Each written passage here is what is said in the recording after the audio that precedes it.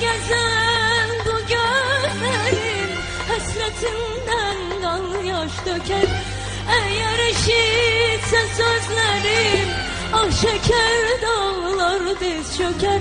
Kumar gözlüm, şirin sözlüm, aklım başımdan almışsın. Sensiz perişandır gönlüm, sevgilim harda kalmışsan. Senden insaf diler yarım, gözyaşın kim siler yarım. Hiç olmaz